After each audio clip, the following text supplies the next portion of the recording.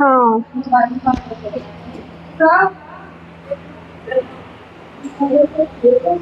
तो ठीक है, गोलीय दर्पण, चुप रहो अभी, सब लोग देख लो। गोलीय दर्पण में हो गया, एक होता है अवतल दर्पण, दूसरा हो गया उत्तल दर्पण।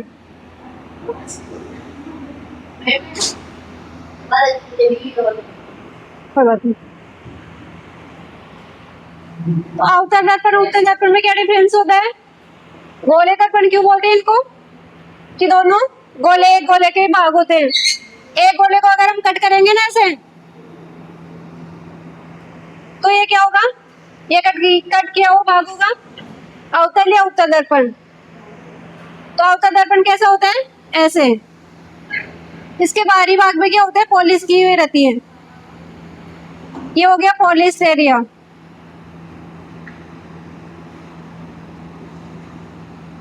और जो उत्तल दर्पण होता है वो कैसा होता है? ऐसे होगा। इसके जो इनर पार्ट होता है ना, इसका आंतरिक भाग, उससे पॉलिश की हुई रहती है। अब क्या है, जैसे ये उत्तल दर्पण है तो ये गोले का ही भाग है, तो इसका क्या होगा? ये वक्रता केंद्र होगा। ये गोला है अपना, इसका जो सेंटर है वो इसका क्या होगा? वक्रता केंद्र। तो ये हो गया यहाँ पे गोले का सेंटर मान लिया हमने, तो ये क्या हो गया? वक्रता केंद्र सी हो गया। और वक्रता केंद्र से गुजरने वाली रेखा को होगी मुख्य अक्ष, तो ये क्या होगी? इसकी मुख्य अक्ष। और ये जिस पॉइंट पे कट करेगी वो हो गया ध्रुव या पोल पी। तो ये जो वक्रता केंद्र और पोल से गुजरने वाली रेखा कौन सी होगी? मुख्य अक्ष। और वक्रता केंद्र और पोल के बीच की दूरी क्या होगी? वक्रता त्रिज्या। क्योंकि ये केंद्र से परिधि तक की दूरी क्या होती है? त्रिज्या होती है r। तो इसमें केंद्र क्या हो गया? वक्रता केंद्र C, और C से पोल के बीच की डिस्टेंस क्या होगी? r, वक्रता त्रिज्या। अब जैसे यहाँ पे लाइट आई, टकरा के क्या होगी? ऐसे जाएगी। दूसरी लाइट आई ऐसे, टकरा के ऐसे निकल गई। तो जहां पे कट करेगी वो क्या हो गया? फोकस केंद्र F।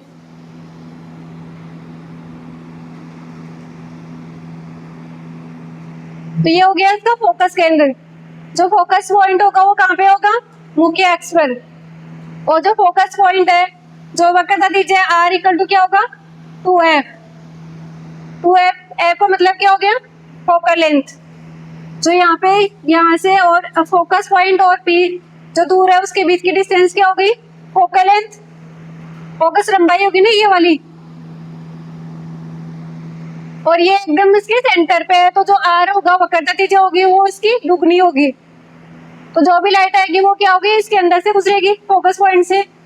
तो ये क्या कर रहा है? किरणों को क्या कर रहा है? इकट्ठा कर रहा है। इकट्ठा करने की वजह से इसको क्या बोलते हैं? अभिसारी लेंस, क्योंकि किरणों को ये इकट्ठा कर रहे हैं। और जो उत्तल दर्पण होता है उसमें क्या होता है? ये इसका हो गया फोकस पॉइंट, सॉरी ये हो गया वक्रता केंद्र C, और ये हो गया इसका पोल, दूर हो गया। अब ये मुख्य अक्ष है यहाँ पे। अब इसमें लाइट कैसे आएगी? अंदर की साइड तो पॉलिश की हुई रही, यहाँ से आई लाइट। अब क्या होगी? टकरा के क्या होगी? फैल जाएगी, ऐसे जाएगी। दूसरी लाइट आई, वो भी ऐसे फैल जाएगी। इसमें क्या हो रहा है? किरणें एक दूसरे से फैल रही है, तो इसको क्या बोलेंगे? अपसारी लेंस। ये हो गया अभिसारी, और ये हो गया अपसारी।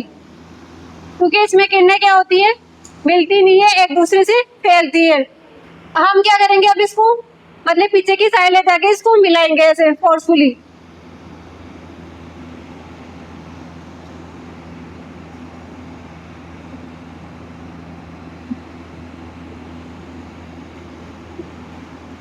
तो ये जिस पॉइंट पे कट करेगी वो हो गया फोकस पॉइंट F। ये डैश डैश करके बनाना है मतलब ऐसे। तो ये हो गया इसका फोकस पॉइंट, और इसमें भी वही हो गया सेम। ये हो गया फोकल लंबाई, और ये हो गया इसका R। तो इसमें इमेज कैसी बनेगी? जो अवतल दर्पण है उसमें इमेज कैसी बनेगी? अवतल दर्पण में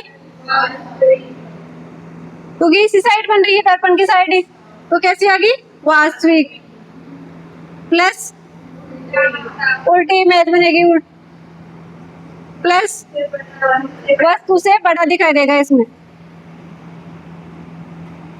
और उत्तर दर्पण में कैसी बनेगी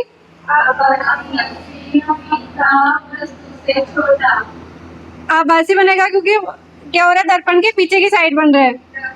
प्लस सीधी इमेज बनेगी प्लस वस्तु से छोटी,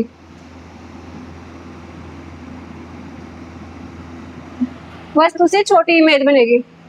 इसका अवतल दर्पण में हो गया अभिसारी लेंस बोलते हैं इसको, अभिसारी दर्पण, और ये हो गया अपसारी।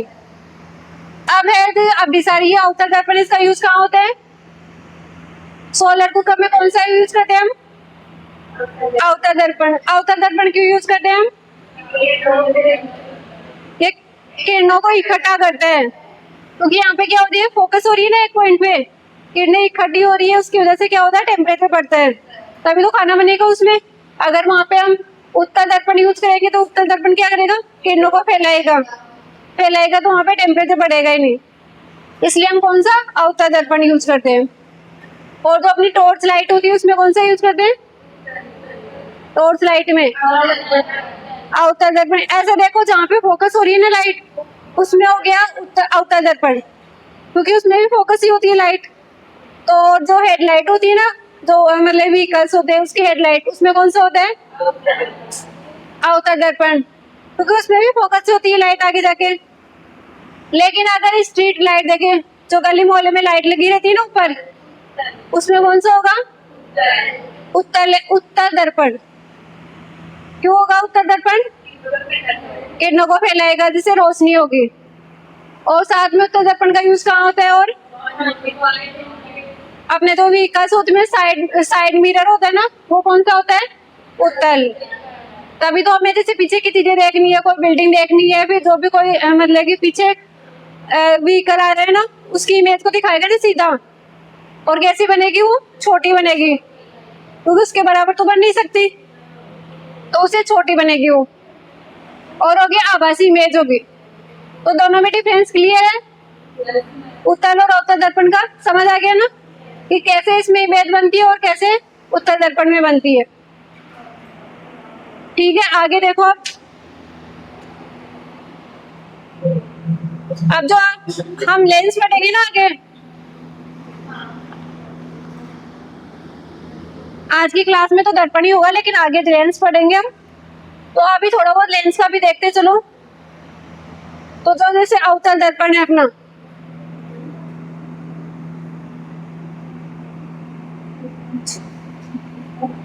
अवतल दर्पण में कौन सा हो गया अभिसारी।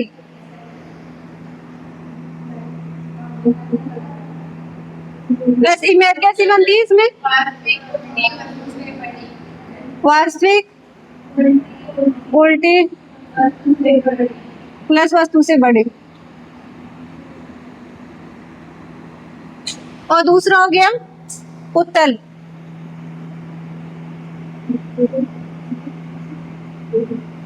ये कौन सा होता है? अपसारी। इसमें कैसी इमेज बनती है?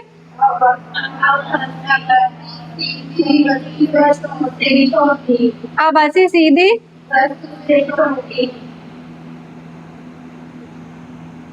आभासी और वास्तविक में क्या डिफरेंस है?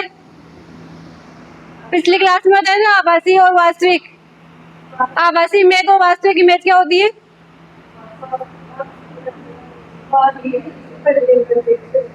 जिसको हम पर्दे पे प्राप्त कर सकते हैं वो होगी वास्तविक रियल इमेज। आभासी जिसको हम पर्दे पे प्राप्त नहीं कर सकते वो हो गई आभासी इमेज। तो अब ये अवतल दर्पण और ये उत्तल दर्पण है। ये हमें पता है कि अभिसारी है, वास्तविक उल्टी ऐसी इमेज बनती है, और इसमें ये वाली बनती है। अब अगर लेंस की बात करें ना, तो लेंस में क्या होगा? जो अवतल दर्पण है वो कौन सा हो जाएगा? उत्तल लेंस। और जो उत्तल दर्पण है वो कौन सा हो जाएगा? अवतल लेंस। उल्टा हो जाएगा इसमें। जो अपना अवतल दर्पण है, बातें बंद करो। जो अपना आउटर दर्पण है वो कौन सा लेंस है? उत्तल लेंस। लेंस में उल्टा है, आउटर दर्पण उत्तल लेंस, और जो उत्तल दर्पण है वो कौन सा है? Outer lens. तो बताओ उत्तल लेंस कौन सा लेंस है? अभिसारी। उत्तल के लेंस क्या करता है? किरणों को इकट्ठा करेगा, दर्पण का उल्टा करना है। तो अवतल दर्पण में क्या होता है? अभिसारी होता है, किरणों को इकट्ठा करता है, वास्तविक उल्टी और वस्तु से बड़ी इमेज बनती है। अब अगर तुमसे उत्तल लेंस के बारे में पूछे तो क्या होगा? उत्तल लेंस कैसे होगा? अभिसारी। और इमेज कैसी बनेगी उसमें? वास्तविक उल्टी और वस्तु से बड़ी। और जो उत्तल दर्पण है वो अपसारी होता है, किरणों को फैलाता है, अभिसारी सीधी और वस्तु से छोटी इमेज बनती है। तो ये कौन सा हो गया? अवतल लेंस। तो अवतल लेंस में क्या हो गया? अपसारी हो गया, अभ्यासी प्लस सीधी और वस्तु से छोटी इमेज बनेगी इसमें। तो लेंस साथ में लेंस भी देख रहे हैं ना हम। तो लेंस जैसे हमने दर्पण देखा, अभी लेंस याद हो गया ना ये वाला, कि उत्तल दर्पण कौन सा होता है? अवतल लेंस, और अवतल दर्पण हो गया उत्तल लेंस।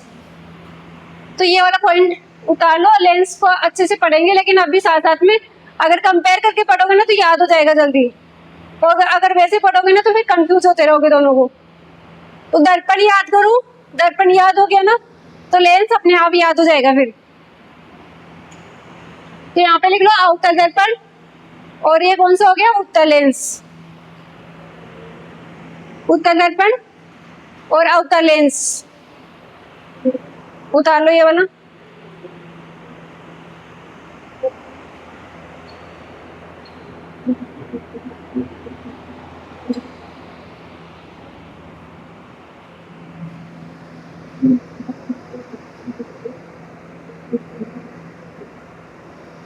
जो ये चीजें बता रही ना अभी सारी, जैसे वास्तविक उल्टी और वस्तु से छोटी या बड़ी इमेज जो बनती है ना, ये हम देख रहे हैं, मतलब कॉमन स्थिति में देख रहे हैं। वैसे डिपेंड करता है, वस्तु की स्थिति पे डिपेंड करती है कि आभासी बनेगा कि कैसे बनेगा प्रतिबिंब। लेकिन जनरली क्या होता है, जो अवतल दर्पण होता है उसमें वास्तविक उल्टी और वस्तु से बड़ी इमेज बनती है, और उत्तल दर्पण में हो जाएगा आभासी सीधी और वस्तु से छोटी इमेज। आगे हम ये कंडीशन देखेंगे किन किन कंडीशन में किस तरह की इमेज बनेगी। तो ये वाला उतार लिया।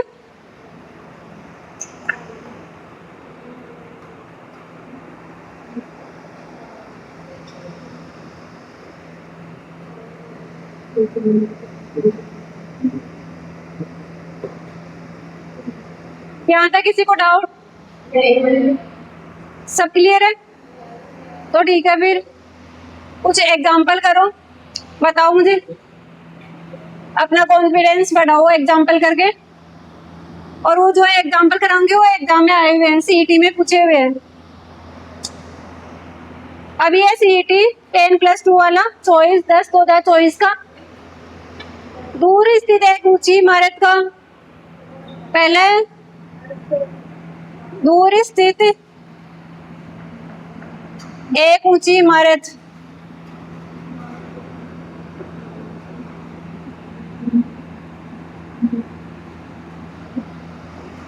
पूरा प्रतिबिंब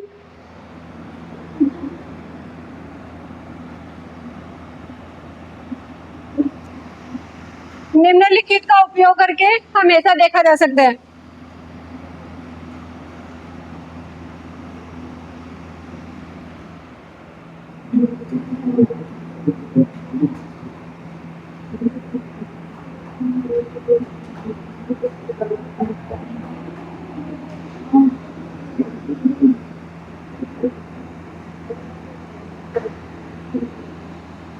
क्या एक दूर स्थित एक ऊंची इमारत का पूरा प्रतिबिंब निम्नलिखित का उपयोग करके हमेशा देखा जा सकता है। यह आया हुआ है सीईटी 10+2 24/10/2024 में पूछा गया है। इसके 4 ऑप्शन है। पहला है समतल दर्पण, दूसरा है अवतल और समतल दर्पण,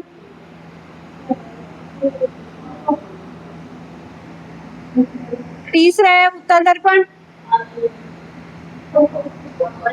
और चौथा है अवतल दर्पण। बातें क्यों हो रही है, बातें क्यों कर रहे हो?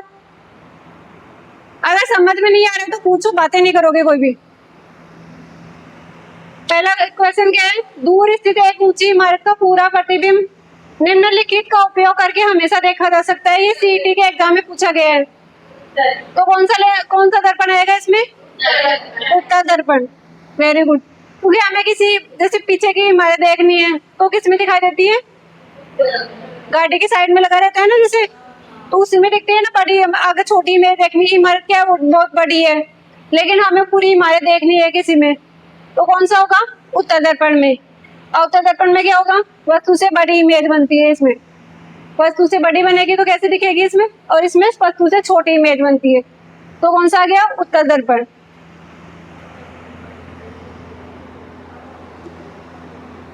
अब नेक्स्ट वाला तो ये कर लिया।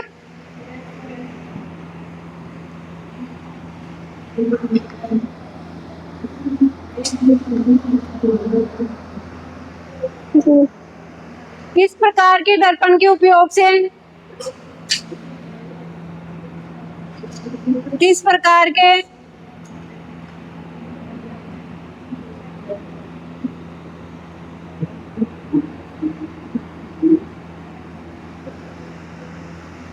उपयोग से विस्तार दर से क्षेत्रफल प्राप्त होते हैं?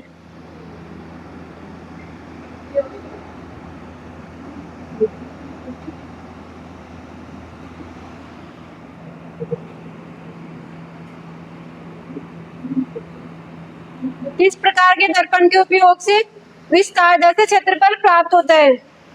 यह पूछा गया है सीईटी 10+2 23/10/2024 में। इसमें क्या क्या ऑप्शन दे रखे हैं? समतल दर्पण,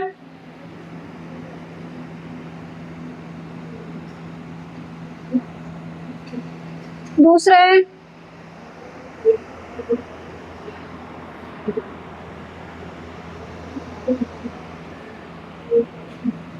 अवतल दर्पण, तीसरा है उत्तल दर्पण, चौथा है परवलयिक।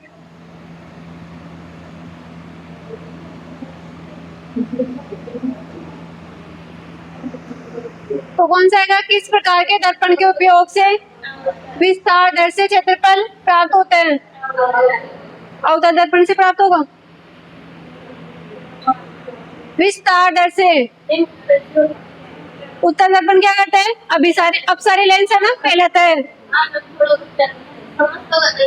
हाँ, विस्तार मतलब हो गया फैलाना। विस्तार दर से किससे मिलेगा? उत्तल दर्पण से। तो क्या होगा? उत्तल दर्पण।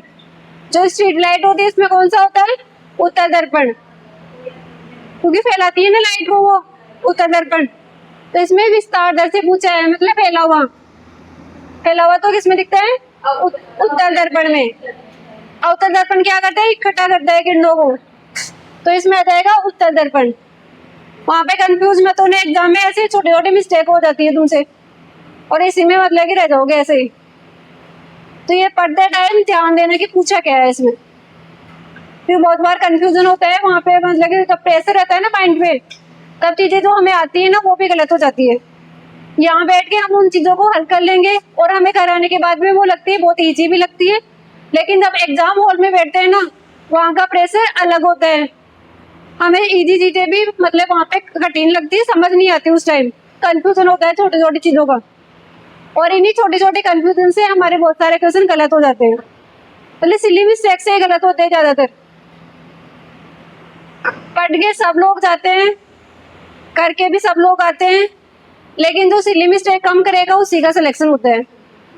अगर जिसने ज्यादा सिली मिस्टेक कर दी ना, पेपर इजी होता है, हमें आता भी रहता है, लेकिन माइंड में क्या चलता है? कंफ्यूजन चलता है। तो इसकी वजह से हम कर नहीं पाते वहाँ पे, वो छोटी छोटी गलतियां करके आते हैं। तो एग्जाम में जब जाओ तो टेंशन फ्री होके बैठना और पढ़ना कि पूछा क्या है, शांत दिमाग से सोचना, फिर आंसर करना।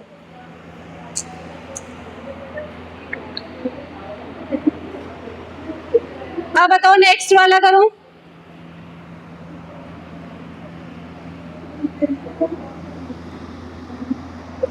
एक दर्पण में किसी वस्तु x का, एक दर्पण में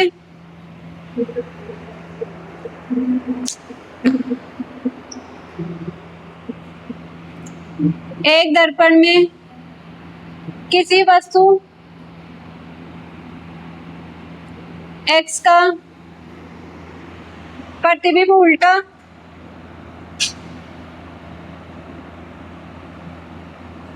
उल्टा वह वस्तु से बड़ा बनता है।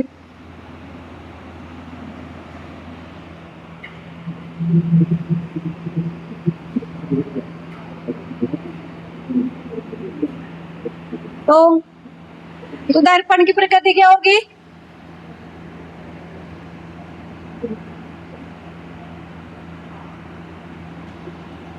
ये भी सीडी में पूछा गया है।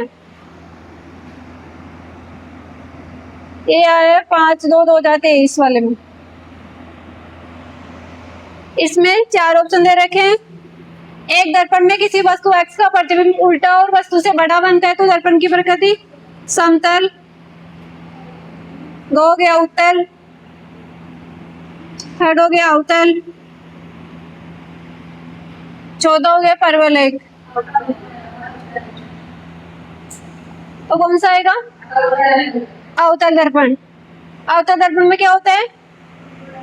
वास्तविक प्लस उल्टा और वस्तु से बड़ा प्रतिबिंब बनता है, तो इसका हो गया अवतल दर्पण।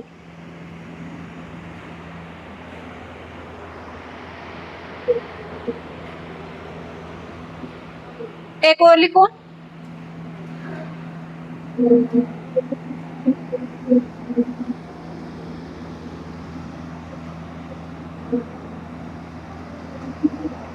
दांत का आवर्धित प्रतिबिंब देखने के लिए 14 क्वेश्चन लिखो। दांत का आवर्धित प्रतिबिंब देखने के लिए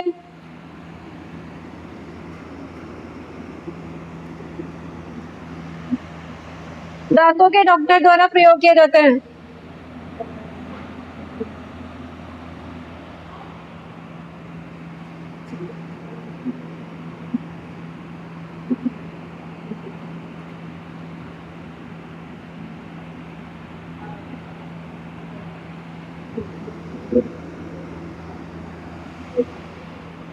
एक है उत्तल दर्पण,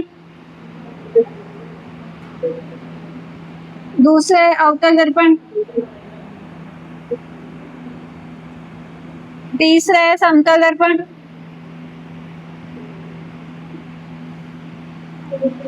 चौथा है पेरिस्कोप। तो कौन सा ये होता है? अवतल दर्पण। आवर्धित प्रतिबिंब पूछा है ना, आवर्धित मतलब बड़ा प्रतिबिंब। बड़ा किस में बनेगा? अवतल दर्पण यूज करेंगे हम बड़ा प्रतिबिंब देखने के लिए, तो इसका आंसर हो जाएगा अवतल दर्पण।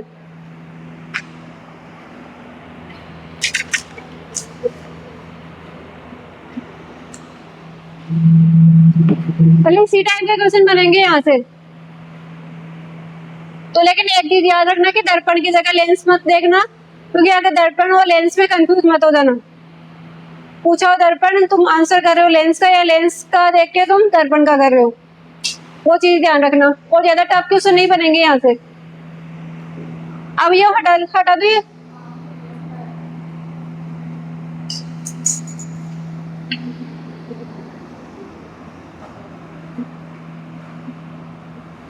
अब एक टेबल बना लो याद रखने के लिए कि अवतल दर्पण कहाँ यूज होता है और उत्तल दर्पण कहाँ यूज होता है, क्योंकि जो लिखाया वो तो तुम लोग भूल जाओगे ऐसे। अगर टेबल बनी रहेगी ना तो देखते ही याद हो जाएगा। एक है अवतल दर्पण,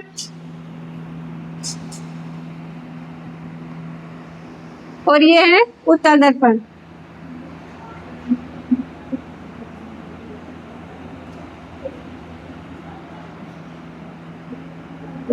दोनों के यूज देखने हैं, उत्तल और अवतल दर्पण। तो अवतल दर्पण कहाँ का यूज होता है बताओ? टॉर्च में कौन सा होता है? अवतल दर्पण। तो एक हो गया टॉर्च और दूसरा हो गया वाहनों की हेडलाइट।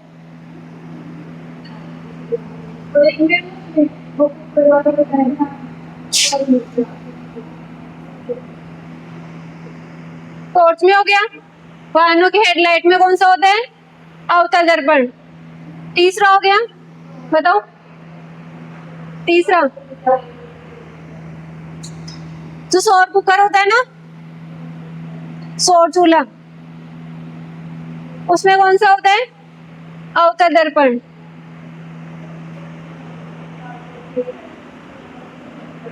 और चौथा हो गया, जो दाढ़ी बनाने वाला कांच होता है ना, उसमें भी कौन सा होता है?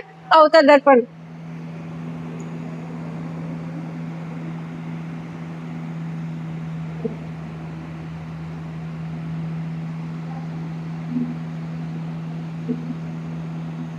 तो नाई यूज करते हैं दाढ़ी बनाने वाला कांच, उसमें कौन सा होता है? अवतल दर्पण। और पांचवा लिख लो, जो दूरबीन होती है उसमें कौन सा होता है? अवतल दर्पण। दूरबीन वही तो करती है ना, दूर की वस्तुओं को पास में दिखाएगी हमें, और जो मतलब कि जिस इमेज होती है उससे बढ़ा करके दिखाएगी हमें। तो जो दूरबीन होती है ना, उसमें कौन सा होएगा? अवतल दर्पण। ये इसको बोलते हैं न्यूटन का परावर्तक दूरदर्शी।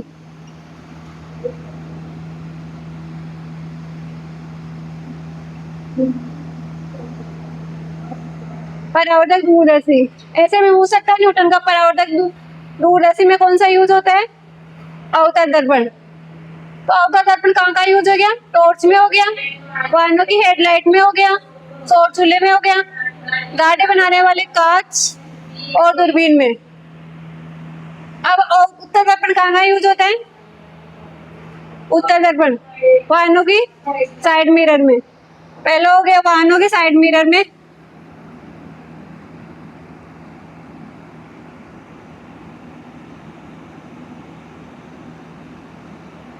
पहला हो गया वाहनों के साइड मिरर में। दूसरा, जो स्ट्रीट लाइट होती है ना, उसमें।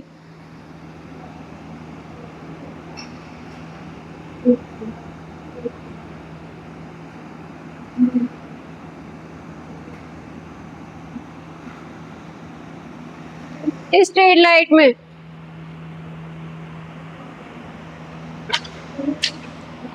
और इसको लिख लो सोडियम परावर्तक।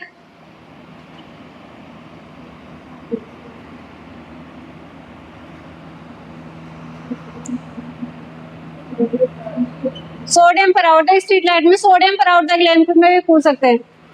सोडियम परावर्तक लैंप भी दे सकते हैं, स्ट्रीट लाइट भी दे सकते हैं। तो कौन सा होता है? उत्तल दर्पण। तीसरा लिख लो, दुकान व गोदामों में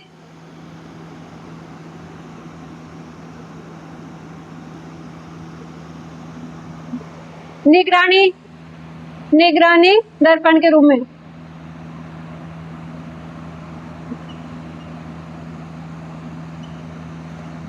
दुकान व गोदामों में निगरानी दर्पण के रूप में।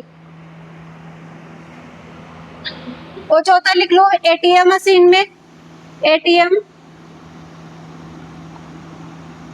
मशीन में निगरानी के रूप में, निगरानी दर्पण।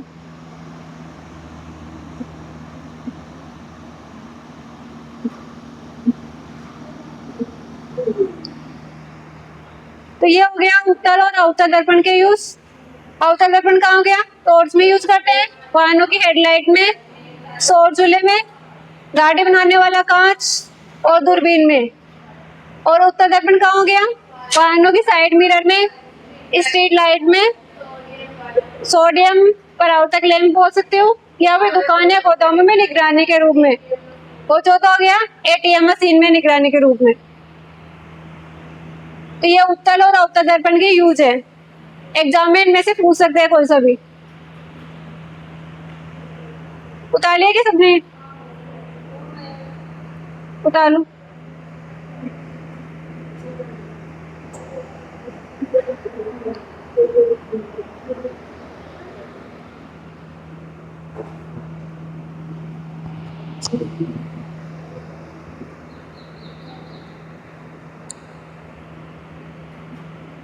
नींद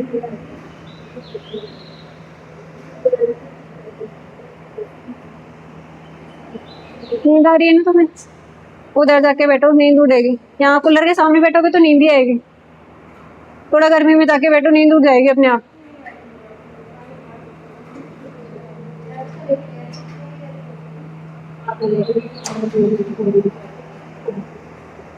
कूलर से उधर जाके बैठो, नींद हट जाएगी तुम्हारी। तो गर्मी लगेगी, नींद नहीं आएगी ना। आप कूलर के सामने बैठोगे तो नींद और ज्यादा आएगी फिर। अब कुछ नया सीखना है तो मतलब थोड़ा आराम तो त्यागना ही पड़ेगा। हटा दो ये वाला।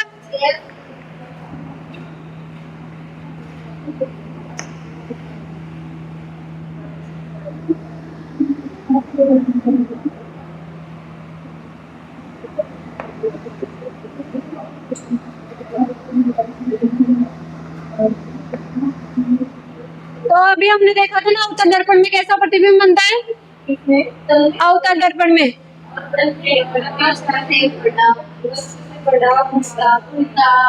वास्तविक, उल्टा और वस्तु से बड़ा, ये होती है उसकी कॉमन पोजीशन। मतलब कि हम जब देखते हैं ना ऐसे ही देखते हैं, लेकिन वो डिपेंड करती है उसकी स्थिति पे। जो वस्तु है कहाँ रखी हुई है, मेनली उन चीजों पे डिपेंड करती है। तो अभी हमें देखना है कि अवतल दर्पण में प्रमुख स्थितियां क्या है और उनके प्रतिबिंब कहाँ बनेंगे। मतलब 6 कंडीशन है उसमें कि वस्तु कहाँ रखी होगी तो प्रतिबिंब कहाँ पर बनेगा। तो अभी नेक्स्ट वाला है अवतल दर्पण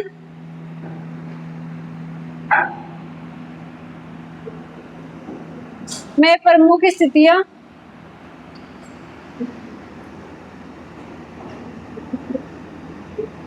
वह प्रतिबिंब।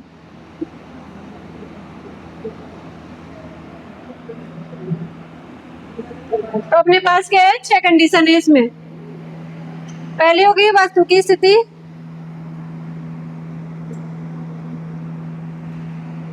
वस्तु की स्थिति।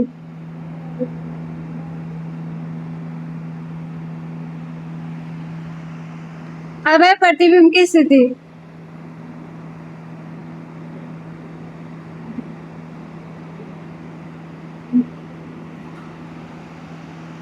और उसकी प्रगति।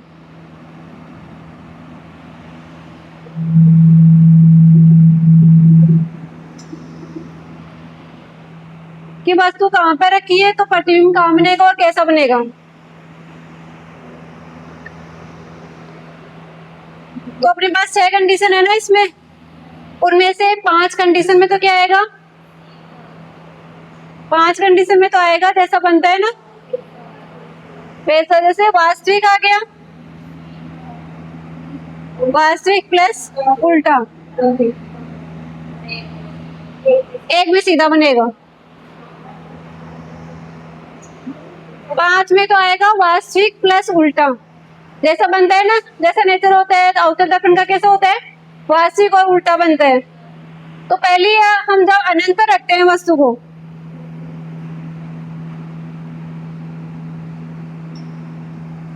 जो वस्तु अनंत पे रखी है, जैसे ये अपना अवतल दर्पण होता है, ये अवतल दर्पण है ना, और ये हो गया इसका फोकस, ये हो गया इसका वक्रता केंद्र। सीधे लाइन ड्रॉ करना तुम लोग। ये हो गया इसका वक्रता केंद्र सी, और ये हो गया इसका फोकस पॉइंट।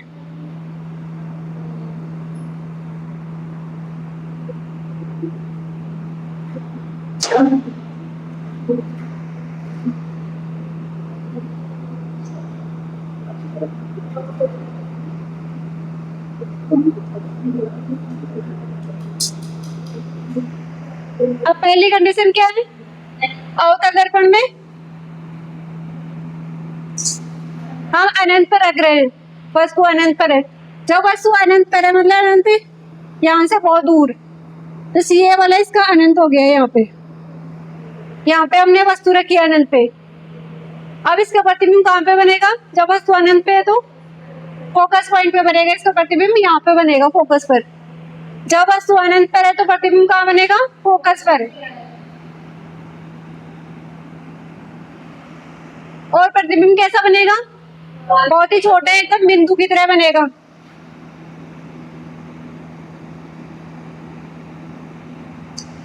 बिंदुवत एकदम छोटा प्रतिबिंब बनेगा। जब वस्तु अनंत पर है तो प्रतिबिंब बनेगा फोकस पर और कैसा दिखेगा, एकदम बिंदु जैसा। वास्तविक और उल्टा बहुत छोटा प्रतिबिंब बनेगा उसका। वैसे तो क्या करते हैं, अवतल दर्पण क्या होता है, बड़ा करके दिखाता है ना। अवतल दर्पण में वैसे क्या होता है, जनरली बड़ा करके दिखाते हैं और वास्तविक और उल्टा प्रतिबिंब बनाते हैं। लेकिन जब वस्तु अनंत पर है तो उसका प्रतिबिंब कहाँ पे बन रहा है, फोकस पे, और कैसा बन रहा है, एकदम बिंदु की तरह दिखेगा हमें, लेकिन वास्तविक और उल्टा बनेगा। अब दूसरी कंडीशन, अब अनंत से हम क्या करेंगे, अनंत से उठा के इसको यहाँ पे कहीं रख देंगे, सी से परे मतलब सी से दूर रख देंगे। अनंत से हटा दिया हमने और सी से दूर मतलब सी से परे रख दिया, सी से परे, तो प्रतिबिंब कहाँ बनेगा। अभी तक अनंत पर थी तो कहाँ बन रहा था, फोकस पॉइंट पे बन रहा था। अभी हमने अनंत और सी के बीच में रख दिया ना, फोकस सॉरी ये वक्रता केंद्र से दूर रख दिया हमने, फोकस से सी से परे, तो प्रतिबिंब कहाँ बनेगा, इधर आएगा।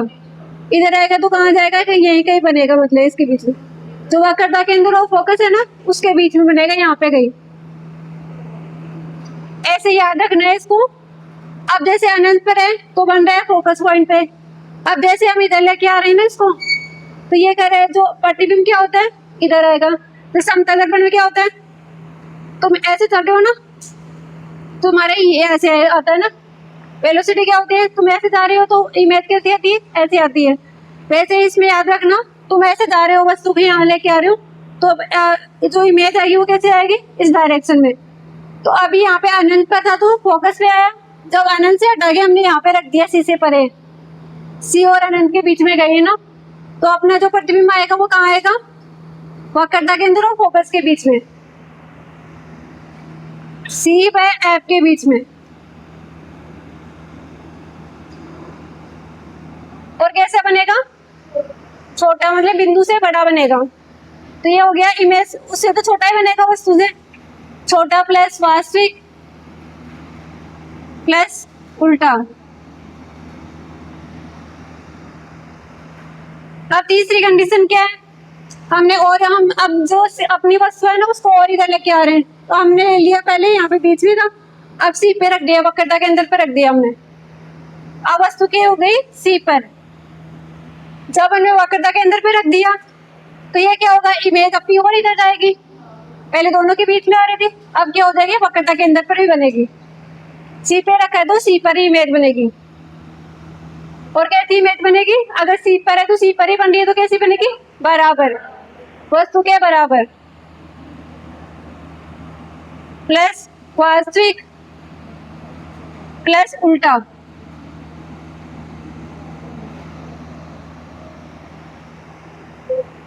अब चौथी कंडीशन क्या होगी, अब हम इसको और इधर लेके आ रहे हैं वस्तु को, तो सी और एफ के बीच में आ गई वस्तु, यहाँ सी पे आ गई।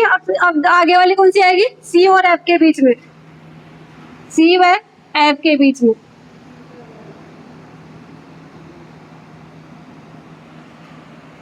तो प्रतिबिंब कहाँ बनेगा, पहले सी पे बन रहा था जब सी पे थी, तो अब हमने वस्तु को यहाँ पे ले आए, अब प्रतिबिंब हमें इधर की सकता जा रहा है, तो प्रतिबिंब क्या हो जाएगा, सी से परे, प्रतिबिंब आ जाएगा सी से परे। और कैसा बनेगा, वो दूर जा रहा है तो बड़ा हो जाएगा, बड़ा प्लस वास्तविक प्लस उल्टा।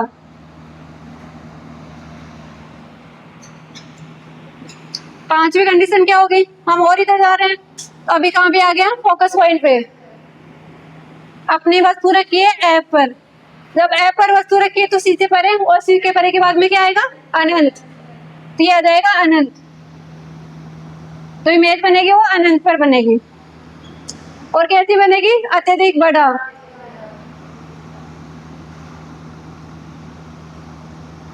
बड़ा प्लस वास्तविक प्लस कैसा हो जाएगा, उल्टा। अब हम छठी कंडीशन क्या ले रहे हैं, हम इसको और इधर लेके जा रहे हैं वस्तु को। अब वस्तु कहाँ आ गई, एफ और पी के बीच में, एफ व पी के बीच में, पोल के बीच में। तो अब प्रतिबिंब कहाँ बनेगा? इधर बनेगा, दर्पण के पीछे की साइड बनेगा। इस तो लास्ट कंडीशन है। अब ये अनंत पे पहुंच गया। अब हम यहाँ पे एफ और पी के बीच में आ गए, तब अपना जो इमेज बनेगा वो हो जाएगा दर्पण के पीछे की साइड, दर्पण के पीछे।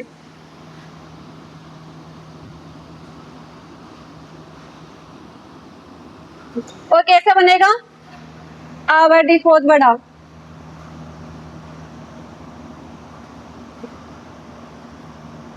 अगर इस साइड बन रहा है तो कैसा बनता है? आभासी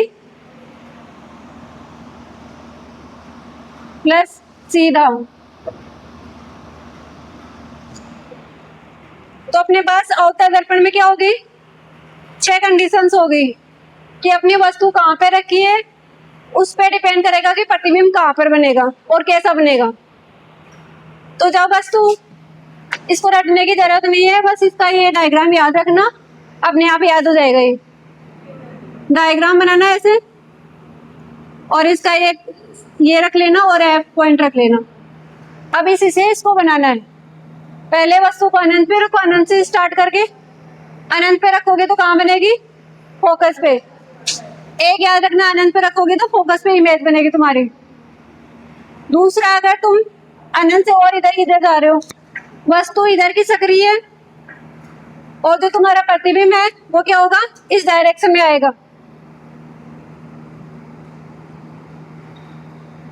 जब तुम वस्तु को इस डायरेक्शन में लेके जा रहे हो तो प्रतिबिंब इस डायरेक्शन में बढ़ता जाएगा। जब अनंत पर है तो कहाँ बनेगा? फोकस पर। जब अनंत और सी के बीच में, मतलब सी से परे है, तो कहाँ आ जाएगा? सी और एफ के बीच में आ जाएगा। अब तीसरी कंडीशन, सी से परे के बाद में कौन से आएगा? सी पे आ जाएगा। सी पे आएगा तो सी पे ही बनेगा तुम्हारा, यहाँ पे वक्रता के अंदर पे ही बनेगा। अब हम और इधर गए तो कहाँ गया? सी और एफ के बीच में आ गया। तो अपनी जो प्रतिबिंब में कहाँ गया? सी से परे इस डायरेक्शन में आ गया। अब पांचवी कंडीशन है, जब एफ पे आ गया, फोकस पे रख दिया, तो कहाँ चला जाएगा प्रतिबिंब? अनंत पे चला जाएगा। अब फिर हमने और बढ़ाई और मतलब कि मिरर की साइड गए तो कहाँ गया? एफ और पी के बीच में। जब फोकस पॉइंट और पोल के बीच में आ गया तो कहाँ बनेगा? दर्पण के पीछे की साइड आ जाएगी इधर। तो जो अपना प्रतिबिंब बन रहा है, जब अनंत पे रखी हुई है तो बहुत ही छोटा दिखाई देगा, बिंदुवत। जब अनंत से इधर जाते जाएंगे थोड़ा बड़ा होता जाएगा, और जब सी से परे जाएंगे तो थोड़ा मतलब छोटा सी पर आ जाएगा बराबर। फिर दोनों इमेज एक जगह बन रही है, इमेज और प्रतिबिंब सी पर बराबर हो जाएगा, सी और एफ के बीच में हो जाएगा बड़ा, और एफ पर क्या हो जाएगा? अनंत पर बनेगा तो बड़ा प्रतिबिंब बनेगा। एफ और पी के बीच में बनेगा तो बहुत बड़ा बनेगा। अब इन 5 कंडीशन में तो क्या हो रहा है? जब प्रतिबिंब इधर बन रहा है, दर्पण की साइड बन रहा है ना, इस साइड बनता है तो क्या कंडीशन थी अपने पास? वास्तविक प्लस उल्टा। तो इनमें क्या बन रहा है? वास्तविक प्लस उल्टा। पांचवी कंडीशन में, सॉरी छठी कंडीशन में क्या था?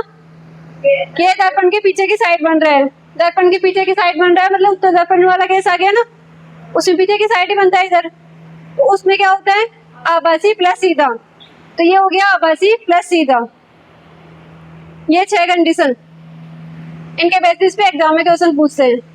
वस्तु की स्थिति दे देंगे तुम्हें और पूछेंगे कि प्रतिबिंब कहाँ बनेगा और कैसा बनेगा।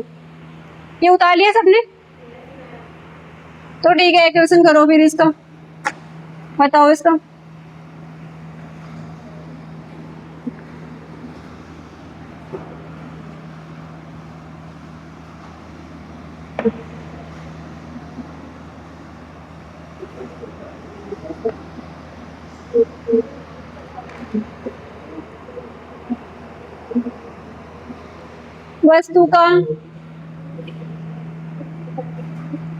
वस्तु का आवर्धित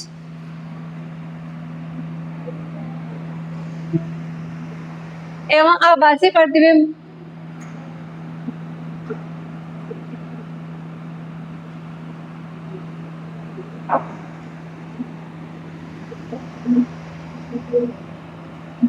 प्राप्त करने के लिए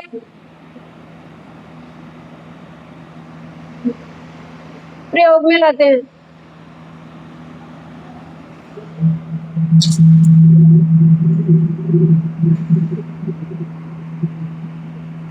वस्तु का आवर्धित व आभासी प्रतिबिंब प्राप्त करने के लिए प्रयोग में लाते हैं।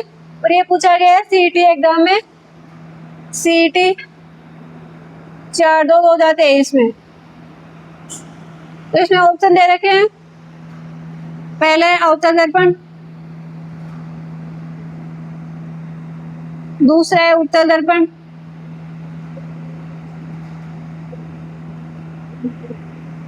तीसरा है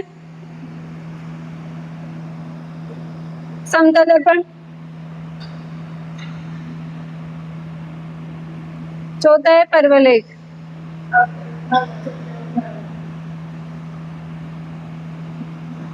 तो इसमें क्या पूछा है, वस्तु का आवर्धित प्लस आभासी प्रतिबिंब प्राप्त करने के लिए। जनरली अवतल दर्पण में क्या होता है, वास्तविक उल्टा। अवतल में कैसा बनता है जनरली, वास्तविक प्लस उल्टा, और कैसे बनता है, वस्तु से बड़ा। तो एग्जाम में कंफ्यूज नहीं होना, यहाँ आवर्धित का मतलब तो हो गया वस्तु से बड़ा, तब तो ठीक है, लेकिन पूछा क्या है आभासी, तो उस टाइम वहां पे कंफ्यूज हो जाएगा कि आभासी प्रतिबिंब अवतल से कैसे बनता है, वास्तविक प्रतिबिंब बनता है। लेकिन इसे पूछा है आभासी। अगर हम उत्तल दर्पण का सोचेंगे तो उसमें क्या हो जाएगा, छोटा बनता है, छोटा, लेकिन बनता है आभासी, प्लस सीधा। तो दोनों ही कंडीशन मैच नहीं हो रही है जनरली, तो कि दोनों में मैच नहीं हो रहा ना, हमारे दिमाग में क्या रहता है, यही कंडीशन रहती है, तो वहां पे कंफ्यूज हो जाएंगे, तब पता नहीं चलेगा कि कौन सा करे, क्योंकि दोनों मैच नहीं कर रहा। अगर उत्तल दर्पण लगाती हूँ तो आभासी तो मैच कर रहा है, लेकिन बड़ा वाला मैच नहीं कर रहा। अवतल यूज करती हूँ तो क्या कर रहा है, बड़ा वाला मैच कर रहा है, आभासी मैच नहीं कर रहा। तब उस कंडीशन में क्या करना है, हमें वो 6 कंडीशन याद रखनी है। दिखाई देना अवतल दर्पण के लिए 6, तो उसमें क्या होता है, आभासी आवर्धित प्लस सीधा बनता है। आभासी और आवर्धित मैच हो रही है ना उसमें, तो वहां से आ जाएगा अवतल दर्पण। मतलब जो सारणी बनाई थी ना अभी हमने, उसमें से इस टाइप के क्वेश्चन पूछेंगे इस तरीके से, तो वहां एग्जाम में कंफ्यूज नहीं होना है इस चीजों में। अब उत्तल दर्पण के लिए ऐसे ही 2 चीजें, उत्तल दर्पण के लिए 2 ही कंडीशन है, हटा दो ये।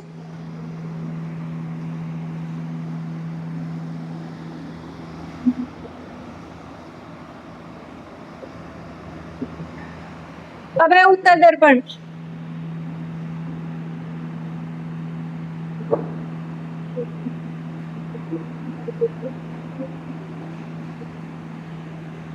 उत्तल दर्पण में कैसे बनेगा, इसके लिए क्या है, 2 ही कंडीशन है अपने पास। पहले लिखो वस्तु की स्थिति,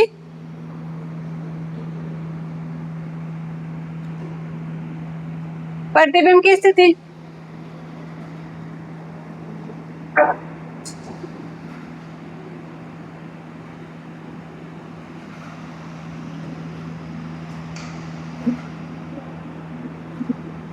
प्रतिबिंब का आकार, और ये हो गया प्रकृति।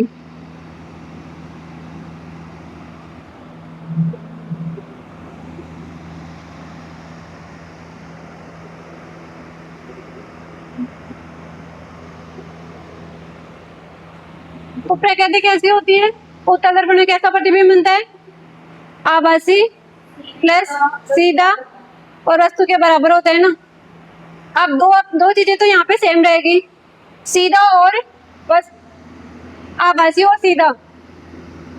जो प्रकृति होगी वो कैसी होगी, आभासी प्लस सीधा। जैसे उसमें सेम था ना, उसमें क्या था, वास्तविक और उल्टा, तो यहाँ पे कैसे है, आभासी और सीधा। दोनों कंडीशन में कैसे बनेगा, आभासी और सीधा। ये प्रकृति तो सेम ही रहेगी इसकी। अब क्या करेंगे, जैसे जैसे हम स्थिति चेंज करेंगे, प्रतिबिंब की स्थिति भी चेंज होती जाएगी और उसका आकार भी चेंज हो जाएगा। अब जैसे हमने अनंत पे रख दिया पहला,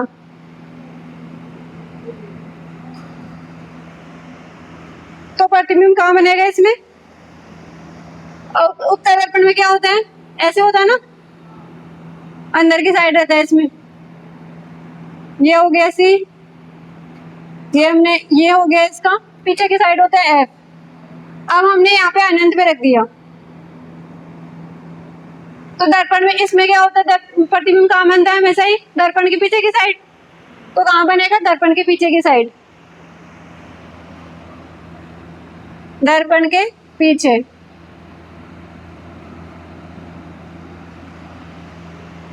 और जब वस्तु अनंत पर रखी हुई थी तो प्रतिबिंब कैसा बनता है? बहुत ही छोटा।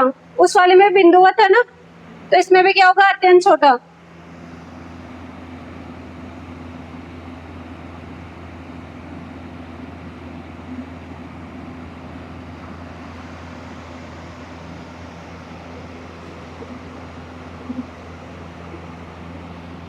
अब दूसरे, हमने वस्तु रख दी अनंत और दूर के बीच में, ये वाला पोल है। अब पहले अनंत पे थी, अब दूसरी कंडीशन क्या होगी? यहाँ पे तो पोल ही है, इसके बाद में तो अनंत और पोल के बीच में अनंत वह दूर में पी के बीच में।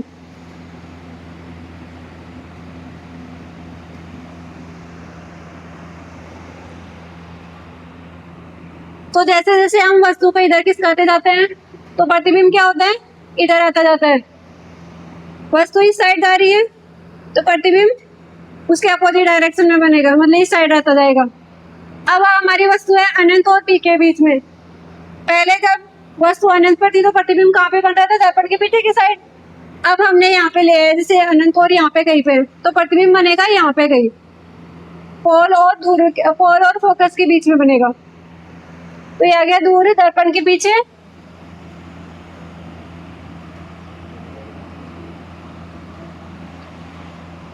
एफ है पी के बीच में। और कैसा बनेगा? छोटा। और साथ में आभासी और सीधा। समझ आए? उत्तर दर्पण में दो ही कंडीशन है, उसमें 6 कंडीशन थी। पहली है, 2 कंडीशन इसलिए आई इसमें ना कि अपने पास 2 ही कंडीशन है। यहाँ पे सारे फोकस और जो वक्रता केंद्र होता है वो दर्पण के पीछे की साइड होता है। देखो उसमें क्या था? जिस साइड से लाइट गिरी थी उसी साइड था।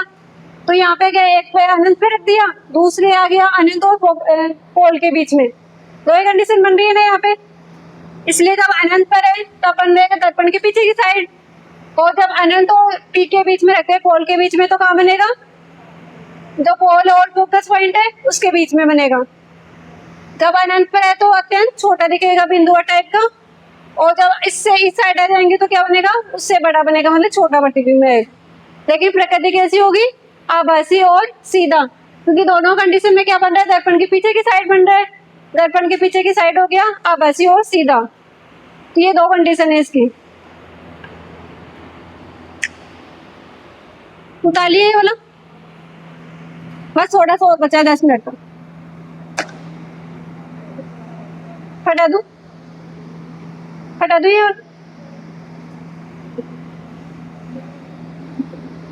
एक दर्पण सूत्र भी होता है ना, जैसे लेंस सूत्र होता है वैसे ही दर्पण सूत्र होता है। 5 से एग्जाम में क्वेश्चन बनता है न्यूमेरिकल टाइप में। एक है दर्पण सूत्र,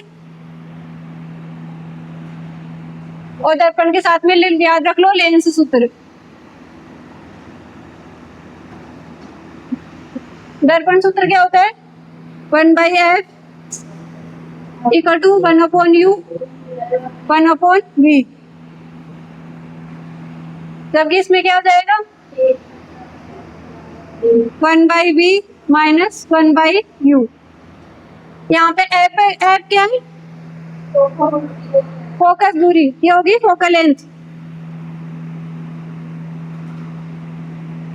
दर्पण सूत्र हो गया 1/f equal to 1/u plus 1/v। F हो गई फोकल लेंथ। फोकल लेंथ देखा था ना, क्या होती है फोकल लेंथ? फोकस पॉइंट से पी के बीच की दूरी। अब यू क्या है?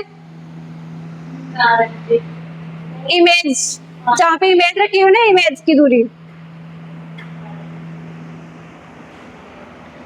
ये सॉरी इमेज नहीं, बिंब, जो वस्तु रखी होती है, बिंब की दूरी। बिंब की दूरी के लिए क्या यूज करते हैं? यू। और v किसके लिए यूज करेंगे? प्रतिबिंब के लिए, प्रतिबिंब की दूरी।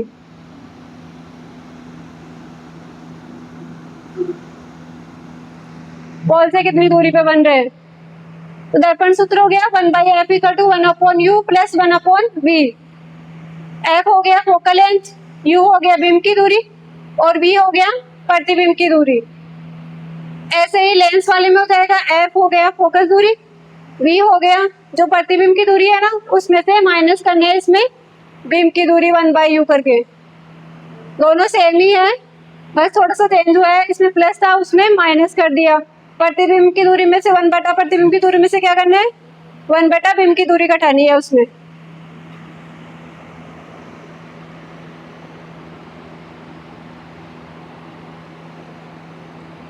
अब लेकिन एग्जाम में क्या करना है हमें,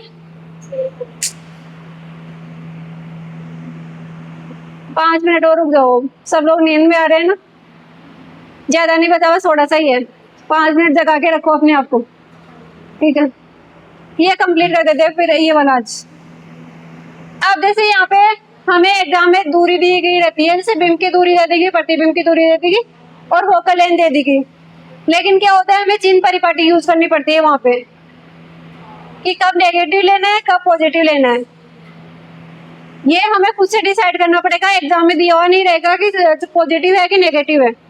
तो चिन्ह परिपाटी के लिए क्या करना है हमें, जैसे चिन्ह परिपाटी है, अब है चिन्ह परिपाटी, साइन कैसे निकालें।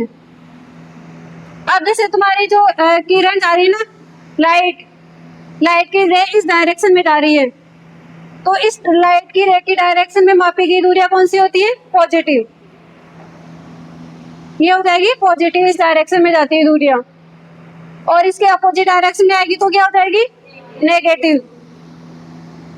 और जो तुम्हारी ये होती है ना मुख्य अक्ष, उसके ऊपर मापी गई दूरियां क्या हो जाएगी, पॉजिटिव, और मुख्य अक्ष के नीचे मापी गई होगी नेगेटिव। तो इसको ऐसे बना लो चिन्ह परिपाटी को।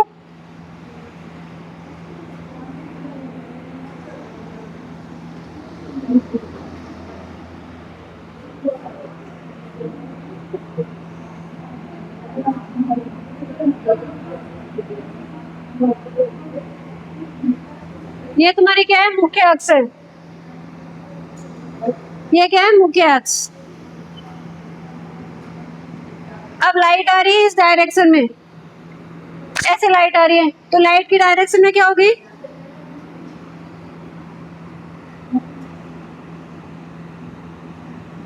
दूरी क्या होगी, लाइट की डायरेक्शन में क्या होगी दूरी, पॉजिटिव।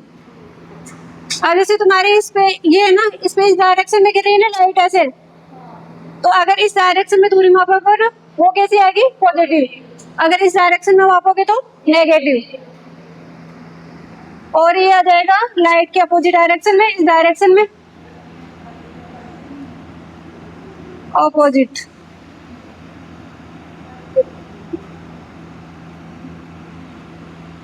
दूरी क्या आ जाएगी, नेगेटिव, लाइट के अपोजिट डायरेक्शन में आ जाएगी negative.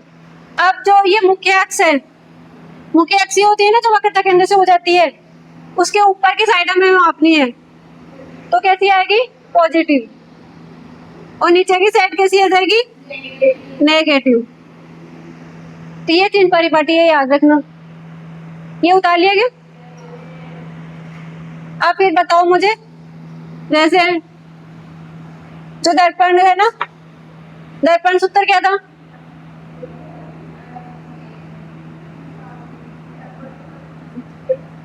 One by F equal to क्या है, 1/u प्लस 1/v। अब हमें निकालना है अवतल और उत्तल दर्पण के लिए चिन्ह परिपाटी। ये है अवतल दर्पण और ये है उत्तल दर्पण।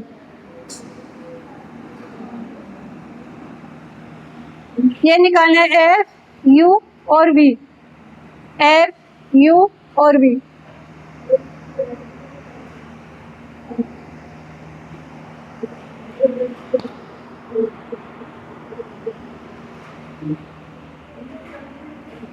फोकस को जरा नीचे रख लेते हैं, यू बी और एफ आगे।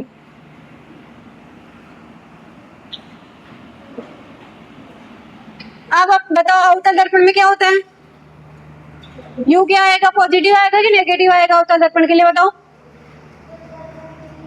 अवतल दर्पण के लिए जो बिंब है, बिंब की दूरी पॉजिटिव आएगी कि नेगेटिव, पॉजिटिव क्यों आएगी, जैसे ऐसे रखा है ये अपना, तो प्रतिबिंब ये जैसे उत्तल दर्पण है, या उत्तल हो गया ना, सॉरी उत्तल हो गया ये। अब उत्तल दोनों में सेम ही आएगा तो। अब ये उत्तल अवतल दर्पण है। अवतल दर्पण में क्या है, यहीं पे रखी रही है ना अपनी वस्तु, वस्तु जिस डायरेक्शन में लाइट आ रही है उसी डायरेक्शन में रखी रहती है। और उत्तल दर्पण में क्या होता है, ये उत्तल है, इसमें भी क्या लाइट जिस डायरेक्शन में आती है वस्तु भी इधर ही रखी रहती है। वस्तु हमेशा इस साइड ही रहती है ना, तो जो वस्तु की दूरी है जैसे यहाँ पे है, तो यहाँ तक की दूरी क्या होगी, वस्तु की इसमें डायरेक्शन में क्या होगी, पॉजिटिव। तो ये जो u है, बिंब की दूरी हमेशा क्या आएगी, पॉजिटिव।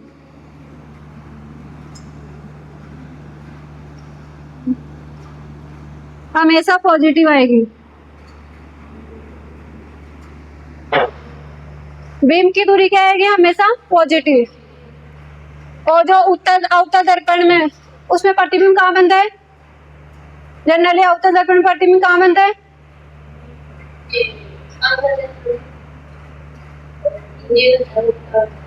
इस डायरेक्शन में बनता है ना प्रतिबिंब, यहाँ पे बनता है कहीं ना।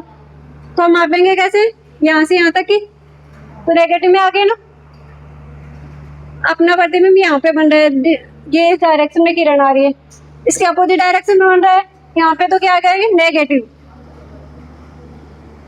और फोकस भी कहाँ होता है, यहाँ पे होता है, ये भी क्या आ जाएगा, नेगेटिव की पॉजिटिव साइड में, तो ये आ जाएगा नेगेटिव। अब अगर उत्तल दर्पण का देखे जाए, उत्तल दर्पण में क्या होता है, प्रतिबिंब कहाँ बनता है, यहाँ पे बनता है ना, इधर कहीं, तो ये इस डायरेक्शन में, इस डायरेक्शन में क्या आ जाएगा, पॉजिटिव।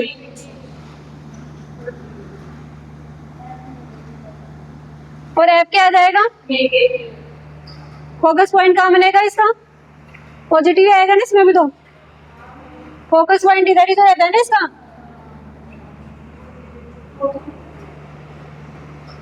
तो ये आ जाएगा पॉजिटिव।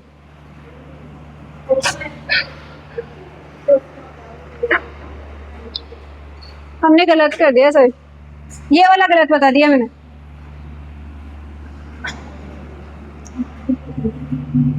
जो u है ना, u ये गलत बताया। ये क्या है, जैसे अब यहाँ पे u क्या है, ये अपना दर्पण है, इस पे तो पोल से नापेंगे, पोल से क्या आएगा, इस डायरेक्शन में आएगा, तो इस डायरेक्शन में क्या होता है, नेगेटिव हो गया ना, अपनी किरण से आ रही है और इस पे गिर रहे हैं हम डायरेक्शन में, इस डायरेक्शन में वस्तु रखी हुई है, यहाँ से दूरी नापेंगे, यहाँ से पोल से, तो ये क्या आएगा, नेगेटिव आएगा, तो इसमें क्या आ जाएगा, नेगेटिव। और उत्तल दर्पण में भी होता है इसी डायरेक्शन में, तो ये इसमें भी क्या हो जाएगा, नेगेटिव।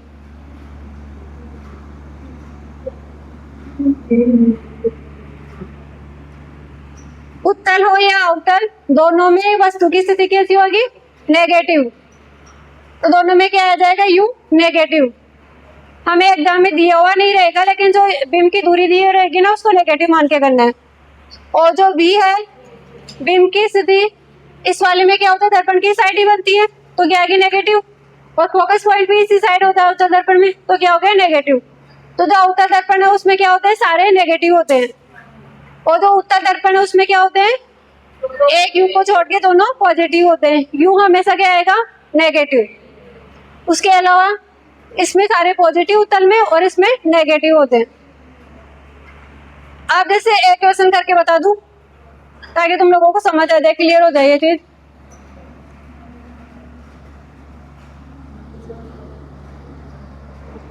यदि अवतल दर्पण में फोकस दूरी 20 सेंटीमीटर है, यदि अवतल दर्पण में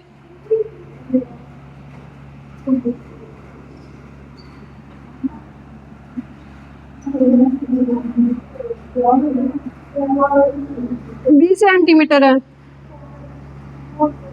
तो वक्रता त्रिज्या कितनी होगी,